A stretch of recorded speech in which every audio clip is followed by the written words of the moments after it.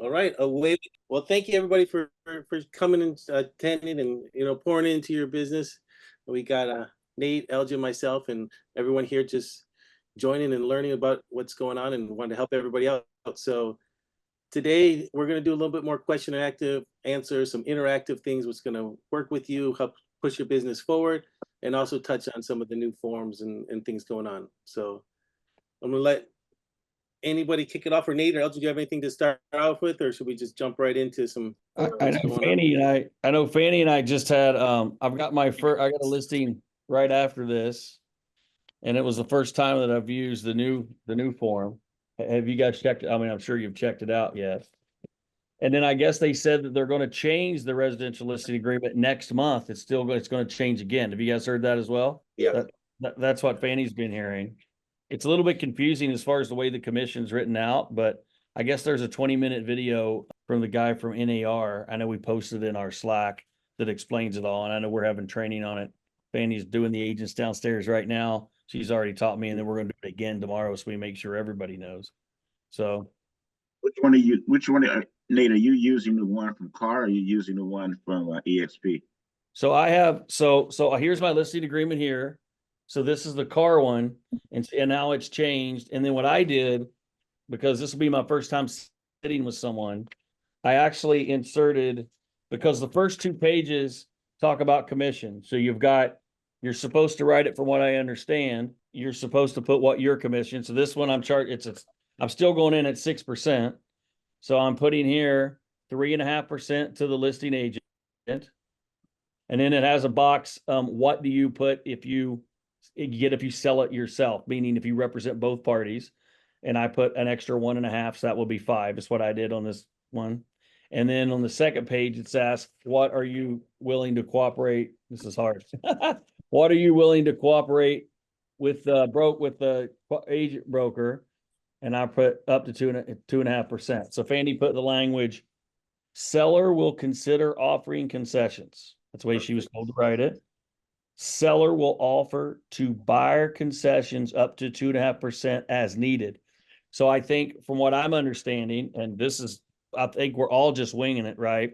My understanding is when you have a buyer, you're going to have a conversation with the buyer. You will be, the seller may give some concessions. I require 2.5% or whatever that buyer's agent's going to require. And then when they have that contract, then those concessions would all go to the commission or concessions, whatever we're going to call it. You wouldn't be splitting it up into closing costs and this and that. So that's the way we looked at it. And then I took the rider from EXP, which is here, and I just made that the third page of my contract. So I put all the commission stuff together. That's the way I'm going to present it. And I'm going to say, okay, the forms have changed. To be honest with you, me personally, I'll go through it really, really fast, and I'll just start signing it, and I'll say, here's what it's going to cost, and here's how it's going to, I'll kind of go through. But I think if you do have someone who wants to really understand it, who has read about the changes, you're going to have to really explain it to them. I think 75% of the people, it'll just be the same. They're like, whatever. But I think there are people you're going to have to explain it to, and they're going to want to, go back and forth. I don't know what you guys think. That's kind of, to be honest, that's what I thought the last time you and I talked about it. When I went to build though, Leo, our CEO, actually did like an impromptu thing. He's really involved. Matter of fact, I guess I don't know what days yet, but CNBC and CNN have actually reached out to him to talk about the forms, and they're saying that that the forms as EXP agents, that CAR is actually considering using our form possibly as a main form. So we'll see, but a couple of things that he talked about. If you look on our form, so I took one last week too, Nate, and I just used our form. I didn't use the old RLA.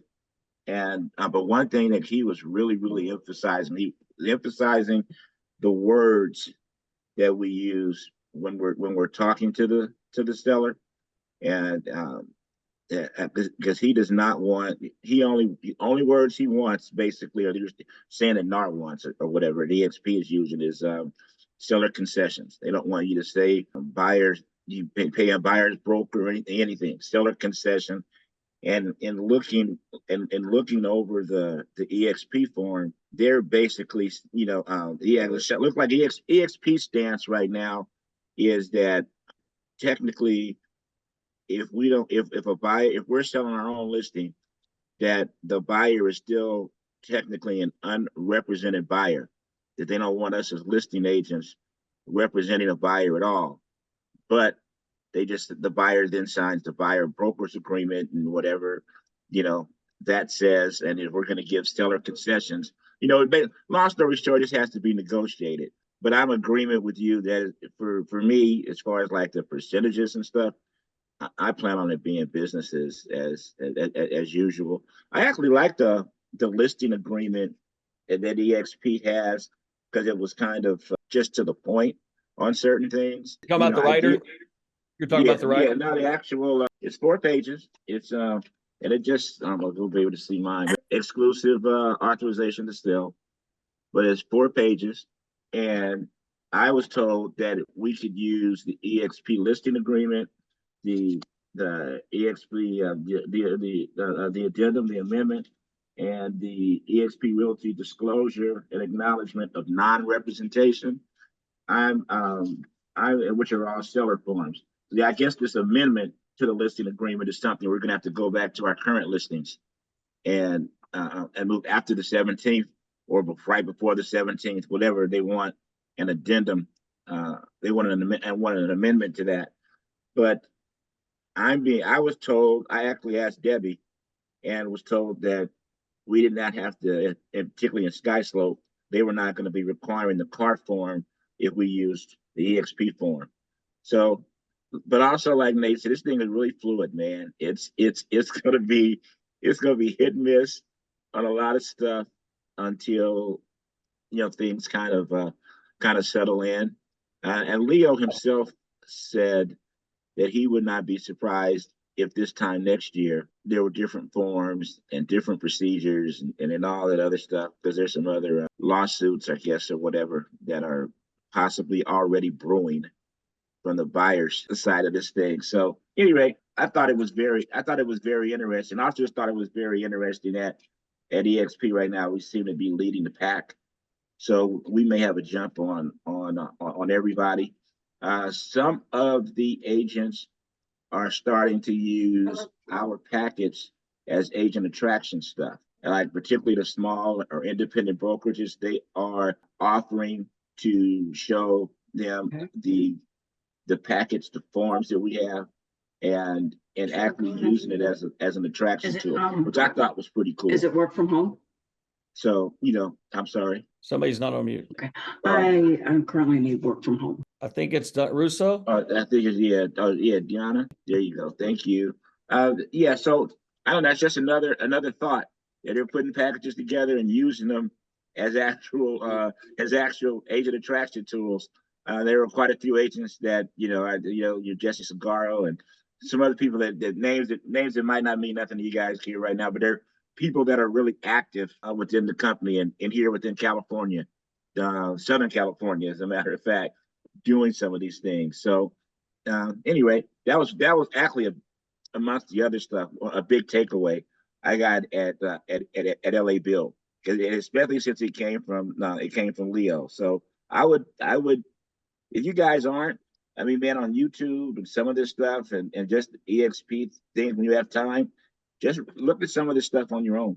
Look at some of this stuff on your own and keep up, and you'll be able to don't just take me, Michael, and Nate and Frank's a word for this thing, because we follow this thing and we learn it just like you guys are. The only difference is we may be touching the public a tad bit more, but you guys can, Yeah, I think for me, I know that they're going to work it out, and I'm okay with change, and I'm okay with them changing stuff. I don't get worked up over it. I just don't want to do a contract incorrect and not get paid, right? Like they said, oh, you didn't do this form or that form, so the seller doesn't have to, I don't want to have to go back in the escrow and say, hey, I messed up. You don't have to pay me. Can you sign this? So you do, right? Right. So Right. I think that, and Fanny's really good at that's, if you guys don't know, she's the broker for our team. She's real good about keeping up with it. And so I did use the NRA form. I don't have that EXP 4-page form like you're talking about, but I do have the writer. So I don't know. Yeah. We even have different stuff. I don't know. The form, the EXP form is in SkySlope. So if you're using, well, obviously you're using SkySlope because that's how we all get paid. But it's one of the forms in SkySlope that I don't know if it's in the marketing center yet or not. They didn't say, but it's 4 in pages? SkySlope, and I pulled it in SkySlope. Huh? 4 pages? Yep, it's 4 pages, and it's just exclusive authorization and right to sell. And I'll write that in the chat for you guys. But it's in SkySlope. The nice thing is that what I noticed, Nate, on the one that I saw for the NAR one was, or the car one, there wasn't a spot. I didn't realize that you said on the second page. I didn't see that there's a compensation for the second to pay the buyer, and that's where the rider. It's not. That's where the rider comes in to compensate the buyer if you're going to accept. Oh, but yeah. So no, it goes. That's what I was saying. So, okay. Yeah. So I know what you're talking about. So on C1, I know you probably don't have it. It says compensation to seller's broker, only seller side, where that's where Correct. you put 2.5 or 3 per. Okay, boom. And then it says, then the next one, C2, additional compensation to seller's broker if you represent the buyer as well. So that's dual representation. That's what you're talking about. Okay. So I put that 1.5. So I would get 5 if I did both sides. That's what I did on this deal. Then it's the next page, I guess, where Fannie was told to put it at. You still have the EXP rider, but on the car form, it's K, where it says additional terms. That's where Fannie wrote, and she's been talking to the board or whoever she talks to.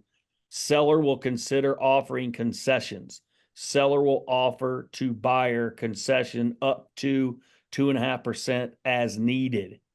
That's the language that she used and we put on. Then we did the EXP rider, which you'll put the full, whatever. So I think it's covering our butts enough so I could get paid on my listing. And what I noticed, if you guys go to car as well, there is a training class that they have for the forms that you can do for free. It's supposed to be $100, but they have a thing in there. So if you're a member of car, you get it for free for both the listing and the BRBC.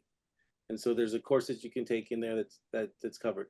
And the unrepresented buyer part, Nate, that one that you're talking about, C2, that's a tricky one on there. Is like, that's if you're representing the seller and a buyer comes through, and I don't want any representation. This is my understanding of it. I don't want you to represent me, but they don't know how to do the paperwork. So you're telling the seller, I'm going to represent you only. Nobody's paying the buyer, but if I'm going to be working for them, I'm going to get an extra 1.5 or 0.5%. That's the part I'm charging. Is that what that means? Yeah, because it's unrepresented buyer. So it's if you're not representing the buyer. So I want to charge. So, okay. So what you're saying, I didn't understand that. So what you're saying is, I thought that meant that it was going to be dual representation. They're going to sign my buyer's contract. They're not? No, that's one that's not signing your buyer's contract. If you're signing the buyer's contract, that's something else. And then your seller's going to pay you again as the buyer's agent, and that compensation part. This is if the buyer. Well, I'm not technically representing them. I don't have an agency or a right to help them, but I'm doing all the paperwork and doing all the stuff for them. But I'm not negotiating for them. I'm not trying to get them a better deal against my seller. Exactly. Right. And you're just saying, seller, I'm gonna have to do all this extra paperwork, so I'm gonna need extra money because to get this done right, you got to, If you look on when you do pull up the exclusive authorization from EXP, there is actually, and it's in item number 5, when they talk about the listing broker compensation, then they have a highlighted paragraph which talks about an unrepresented buyer, which is what Mike's talking about now.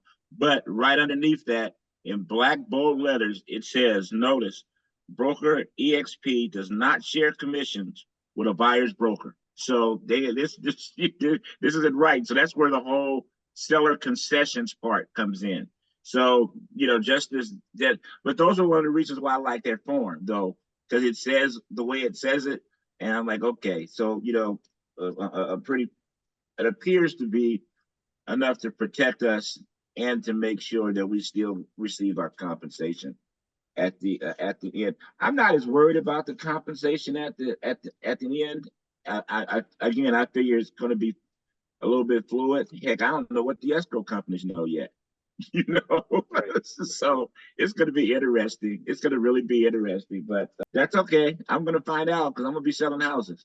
So I'm going to find. Well, and it all comes down to this: if you're going to base your whole business, or you always have, on driving buyers around, you're going to have a hard time if you don't try to list properties and be a true professional and be the listing agent. We all want to sell houses. We all want to help buyers, and some people like to help buyers, but it's really going to be tough if you don't have the ability to explain your value and articulate why you're so important representing a buyer and why that buyer needs to fight for you in that transaction for you to get compensated your 2.5% or your 2% or whatever. If not, the listing agents are just going to do them all like this one. I would get 5%.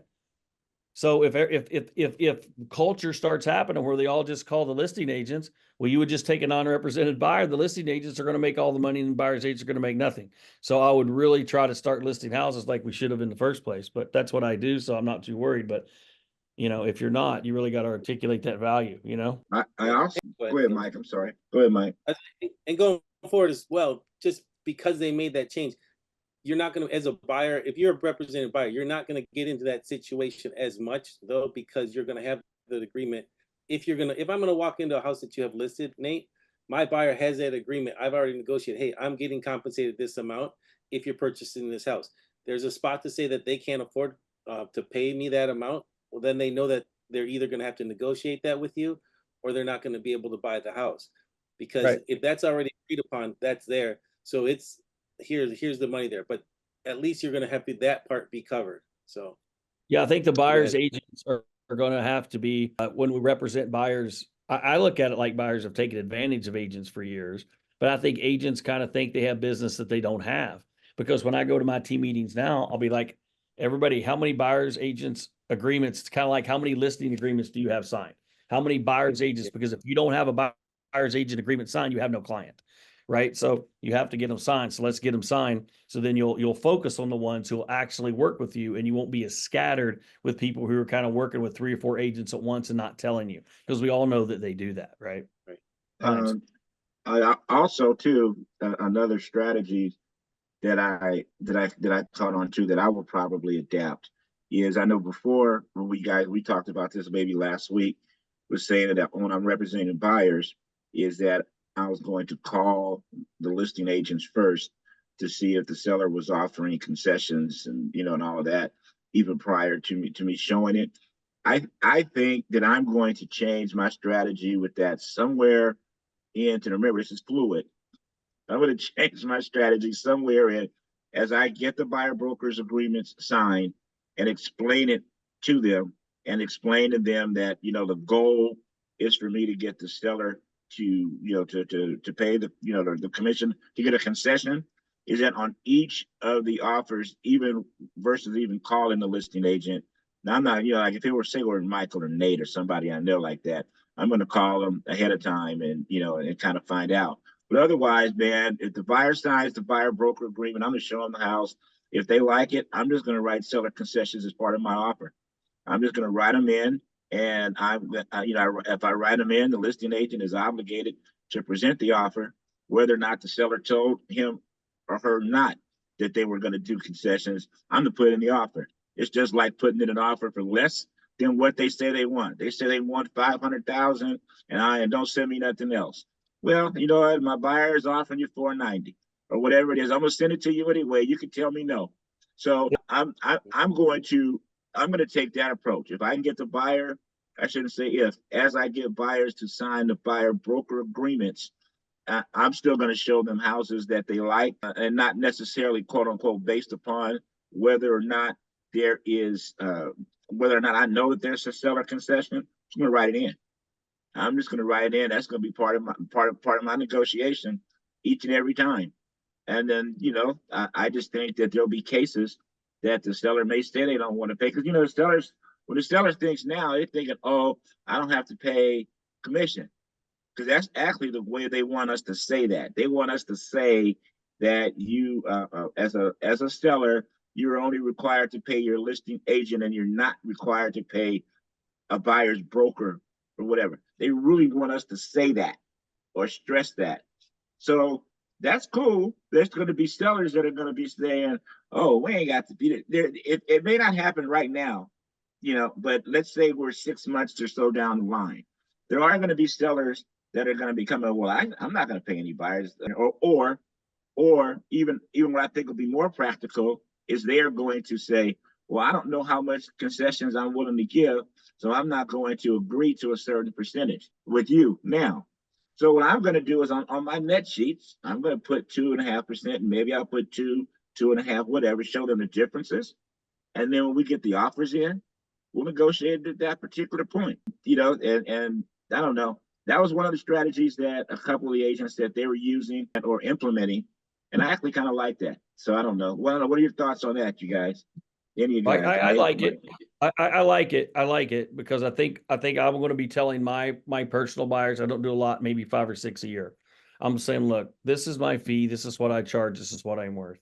Now, basically, we just have to present that fee. So when I go, I'm going to show you every property out there. I'm not going to distinguish and not show you property because technically that's steering, which we're not. Right. That's illegal. So I'm going to show you every property out there, but I need for you and I to know that I have to get paid a fee. So I don't, if the seller says, well, I'm not paying that, well, then we don't do the house. Like that's just part of the negotiation. We're going to give you 500,000 for the house. Plus the seller has to pay an extra 2.5% or 2% or 3% or whatever that particular buyer decides to be. I really like it. I agree with it. And I'm not saying, I don't think it's the seller's choice. If it's in a market like COVID, the buyer's agents are going to have a really hard time getting paid. But we all know most markets are more like this. Today, listen, there's not one listing that I have that I would try to hold off and not tell my seller, you better pay it. My sellers are calling me going, dear Lord, when are we going to get an offer? I've got 7 of them out there with no offers yet. They'll pay 3%. Let me get an offer. I need to move my property. Get me a good buyer. So I think it's market conditions. With this changing, I think we couldn't have a better time for it to change.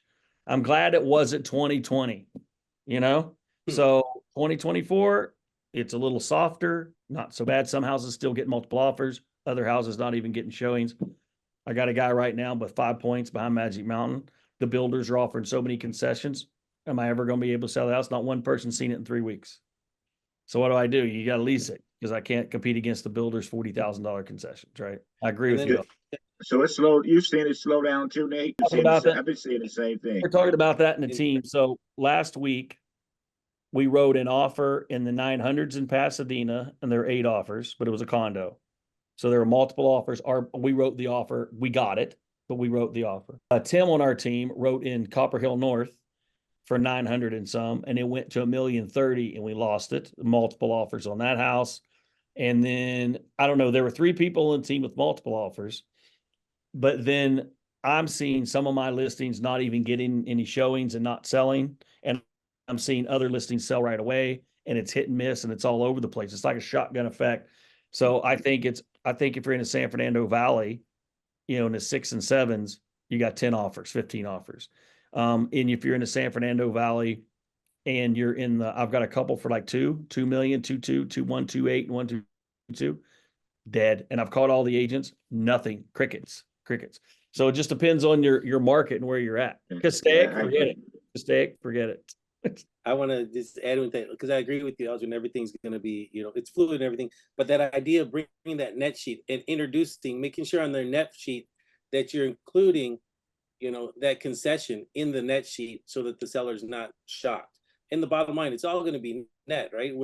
If a buyer nowadays, the way it has been, if they come up in their short closing costs, there's the ways to play around with it. Hey, what if you go a little bit over? How do we do this? Make it work? So but the seller is going to eventually just look at my net. So few people are going to just sit on that. I'm not paying the buyers, compensation. I'm not giving them any concession if they're going to net more money than they would if they didn't with a different offer. So that's going to be there. The other thing is on the buyers, on the offer, on the buyers, on the purchase agreement, there's actually 2 spots that you can put. There's the one general concessions that defaults to closing costs. You could put a concession there, and you wouldn't even have to mention that it's towards, I guess you have to put it in the addendum, whatever, but it's towards general closing costs, and that's where you put other and put towards buyer's concessions towards, or there's the other part that you indicate that it says that you have to attach the SPVB. So there's 2 spots on the purchase agreement that you can indicate that you're going to get concessions that are separate, so that you can play with as well when you want to work with your buyers. Anyone good. else up here? I would love to hear what Aria has to say, and I would love to hear some input from you, Aria. What are you doing? How are you changing some of this? Well, definitely, I know I have two agents here. They're relatively new with this. So one thing that the whole buyer representation, and of course, there's a lot of forms changed, but I just want to simplify it, is business as usual. And the reason that I say that, because we already, in the 90s, I'm just going back, in the 90s, the buyer already demanded that they want to have their own representation. We already had the buyer representation or the buyer broker form available for the last 20 years. John Pinto, my first mentor, actually created it. I begged to work for him, and he was in Silicon Valley, was listing 25 years ago, almost like over 140, 50 buyers. And again, we listed buyers the same way. When we had our escrow meetings, he would say, you know, I have so many buyers, and they are all on the buyer broker. That was the standard of practice in that office. Now, over the years, when I was teaching at the real estate board, the buyer representation form, and I would see some great listing agents like yourself there, and I would say, Johnny, I know that you do a lot of listing. What is your standard of practice when you go to a listing appointment? And Johnny would say, well, I would just go in and I do my presentation, and then I get the listing. I said, okay, when you're walking out, what solidifies, what makes sure that you got the listing? He says, well, it's when I get the listing contract signed. And I said, what type of a listing agreement would you sign? And he would say, of course, the exclusive listing agreement. And I said, yeah, and that was the only thing that is approved by all brokers. I mean, if you work for any broker and you just got a listing, open listing agreement, or a non-exclusive, the broker would say, go get the real one, or get the one that is approved. They only knew the exclusive. When it came to buyer, I would ask Johnny, said, why you don't do a agreement with the buyer? He says, my buyers are trusting me. And I said, well, are you saying that the sellers are not trustworthy, or you're not trusting them? That's why you have to get them on contract? And I never got a good answers. Well, it dawned on me that because we had the protection, we had the security blanket, it is called the cooperating compensation through MLS. Because of that, over the years, when we represent the buyer, we didn't have to have an agreement, because automatically you wrote the offer, you got paid. Is that correct? Yeah. That was the standard. But now the rules changed. So the only thing that changed really is not a big deal. The only thing that changed as of next week, not next week, 12th of August, I think what I heard is leading to the 17th, there is no cooperating compensation offered through multiple listing service. Zero, none. There would be not that field. So the only thing changes that when I'm writing an offer on Michael's listing, then I just have to call Michael and said, Michael, I have a buyer that retained at 3%, and I'm writing an offer. Is your seller cooperating? And Michael says, yeah, they're cooperating. And then I just go to the regular, of course, I had done a buyer broker agreement or buyer representation through a counseling. See, the other thing also, that when people have not done it, they just want, they go to the buyer and says, okay, well, this is the new rule. You need to sign this so I can get paid. Well, then what's your value? And it's the same thing, like Nate said, when he goes and gets all these great listings, well, it's not because he's such a good looking guy. He's because he goes and says, Mr. and Mrs. Sellers, this is what I bring to the table. This is the value. This is our marketing. This is the track record, right? And seller says, yes, I want to hire you. We have to become buyer presentation driven, meet with our buyer, explain the dynamic. Of course, we solidify them and we get the buyer representation signed. Once the buyer representation is signed, I sign mine at 3%, and it's my discretion that I'll get it at 2.5. If it's 2.5, I'm okay with it. But if it's less than 2.5, I told my buyer, and I tell them that this listing is not going to get as much showing because they're already discounting it. And I get the permission from my buyer. Then I would go and use the PRBS form, which is already in. This is not a new form. It's already existed. They made some changes, but we always could negotiate the agreement or the fees that we want from the buyer with the seller. So this way, then now that's one of the changes that happened before all of these changes. So really, business is really as usual.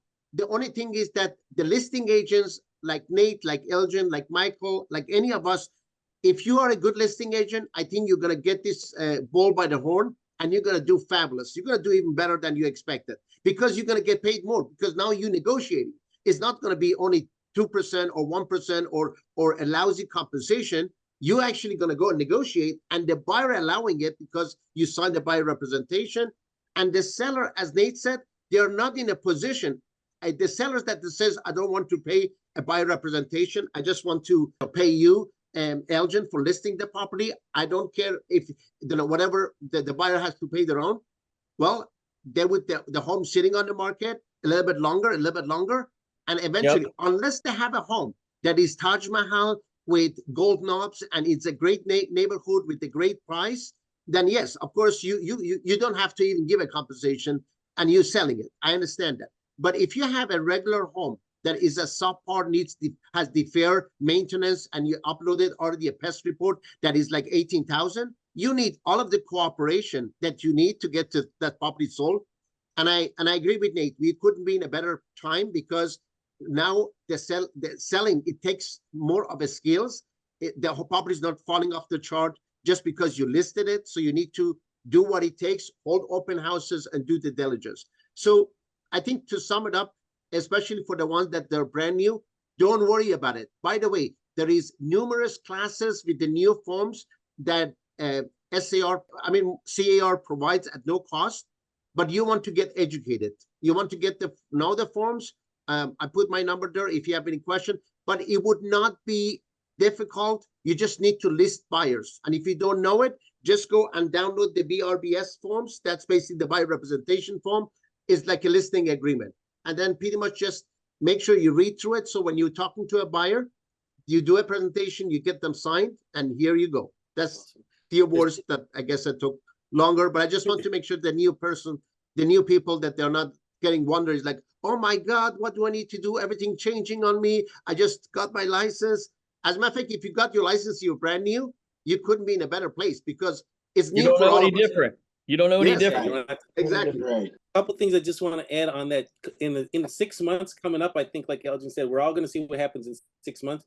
But a lot of this sellers thinking their house is going to sell at this price, the CMAs that we do are going to be very drastic. Because if you look at the CMA, you're going to have to look at the compensation section in there. So if somebody says, I'm selling my house for $1 million, well, they sold their house for $1 million, but they gave away 2.5 because now it's a buyer compensation. So that's going to be taken into account and adjusted. If they don't want to pay that amount, well, your house is going to be worth less money. A buyer's not going to want to pay you that amount.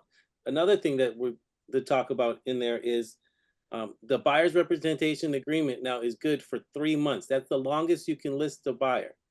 That's the longest you can get a buyer under contract is for 3 months. Then you have to redo it. If you make it for longer, the compensation agreement is void. It doesn't count unless it's an entity, a trust or something like that. So if they're a trust or a business, you can list them for longer. But if it's an individual person, you can do it for only 3 months. So you got to do 3 months at a time, pay attention to it, because if you do it longer than 3 months, it's void and then you may be out of luck. And that's, Michael, that's the only thing that I didn't like about the new buyer representation, that they're limited to not 90 days, 3 months. And that's the distinction, big distinctions. It's not even 90 days, it's 3 months.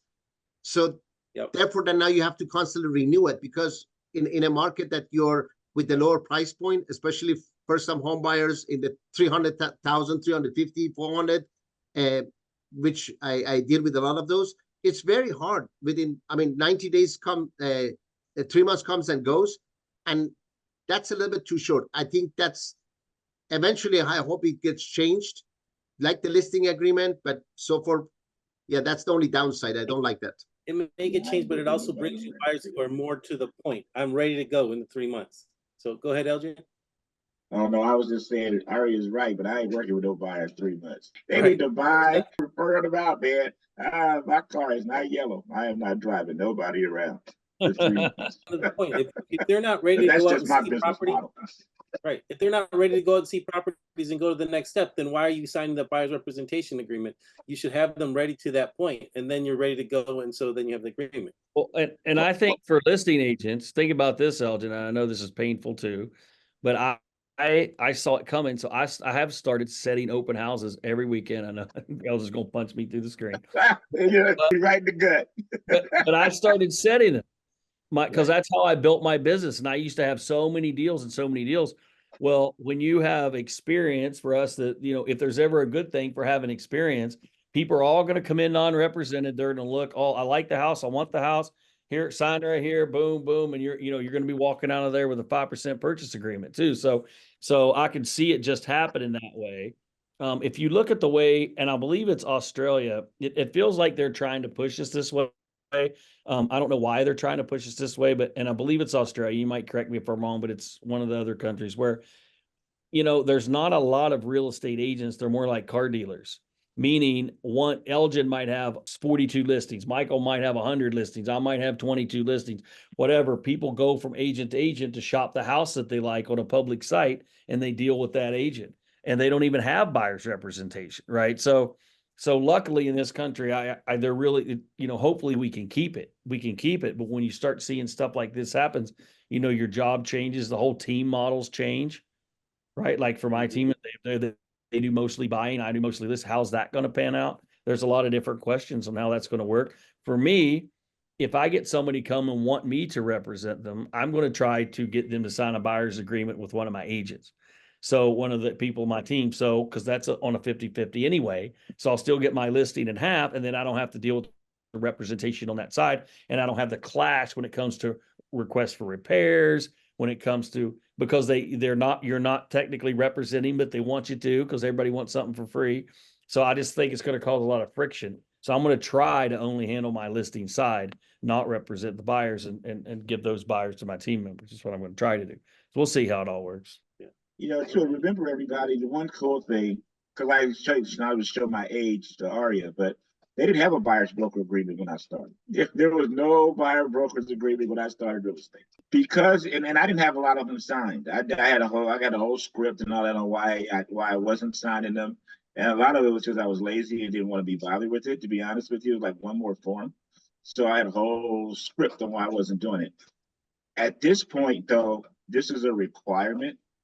But it's a requirement that everybody's going to have. And everybody's on the same playing field. You've got to get your agreement signed before you show them homes. So in the beginning, in my opinion, there'll be some, because, with the internet and all of that, there'll be some buyers that won't believe you when you say that. So anyway, it'll go from there. And you'll have to, they may go around and try to do whatever. And eventually they're going to see that it's a requirement from everyone that is in the field, and it'll just settle in like normal, in my opinion. Well, that's it. That's all I had to say. All right. I think we all become buyers listing agents. Absolutely. All right. Well, yeah, I think this is great. I think everybody learned. I want to thank you guys all for coming. And I think we'll have some great stuff coming up next week. So thank you all. Nate, Elgin, great insights. Aria, thank you for sharing as well. Man, no, I learned something. I didn't even realize the 1.5 I'm not really representing. I mean, so, you're always learning something when you come to these things. So Michael, thank you very much for that. That gives me a whole different outlook on what I'm going to be explaining on this listing agreement. So sounds great. Have a good one, everybody. Thank you. Thank you. See you next Monday. Bye.